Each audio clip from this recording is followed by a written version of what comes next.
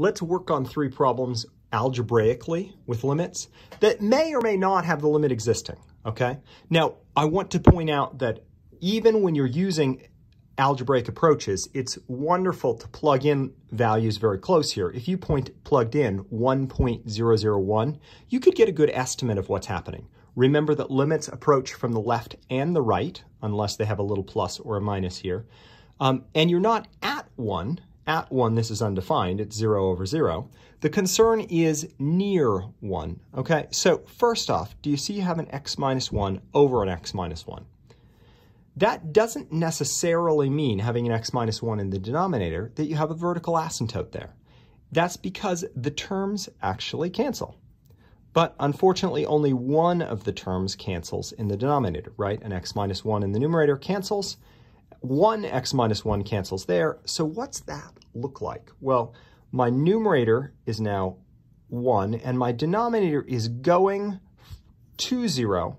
But because this could be a little below 1 or a little above 1, that might be a very small positive number, a very small in magnitude positive number, or a very small in magnitude negative number, okay?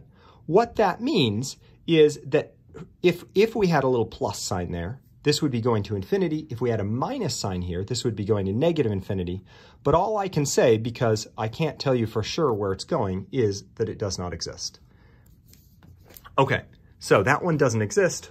What about this one right here? Well, this one's a little different because it has 2 square roots, but not to worry. Let's just make sure substitution always should sort of be your plan A and your checkpoint. And incidentally, substitution, if you do it, sets you up for saying that it's in indeterminate form. Okay, so we have square root of 4, that's 2, minus square root of 4, that's 2. Numerator is 0. Denominator is also 0. That's an indeterminate form. Because there are radicals here, I'm going to try rationalization. Rationalization works equally well in the numerator and denominator.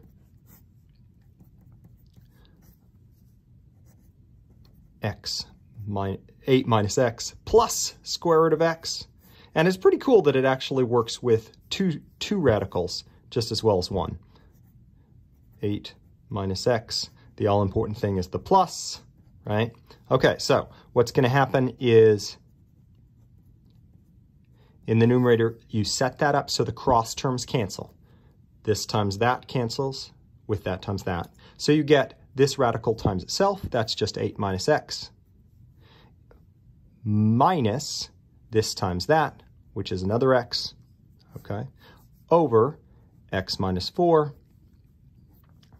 times square root of 8 minus x minus root x plus root x, okay? Resist the urge to distribute there. I want to keep that factored. X minus 4 is where my money is on having it factor between the numerator and the denominator. By the way, if you run into a problem at the end, you didn't get the right answer, you might check that it's an indeterminate form all the way down. I'd really like to cancel at x minus 4, and I feel like that's coming out of here. I have a minus 2, so let's try minus 2 times x. Minus 2 times negative 4 gives me the 8. So that's how the numerator factors. X minus 4 times square root of 8 minus x plus root x.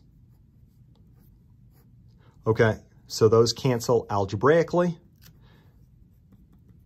Where does that leave me? It leaves me as the limit as x goes to 4 of negative 2 over the square root of 8 minus x plus square root of x.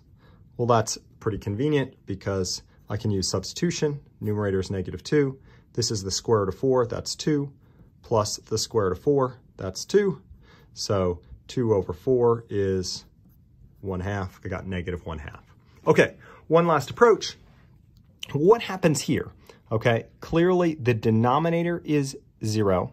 The numerator is not 0 to start with. The numerator is 2. So I don't have to cancel anything to see this. But notice my denominator isn't approaching 0 from the left and the right. The numerator is firmly positive. The denominator, because it's squared, is approaching 0 from the positive side. I typically put a plus there. This limit approaches infinity. okay? And you can check that both graphically or numerically. You could plug in 0.001, negative 0.001, and you could see that it's shooting off to positive infinity both directions.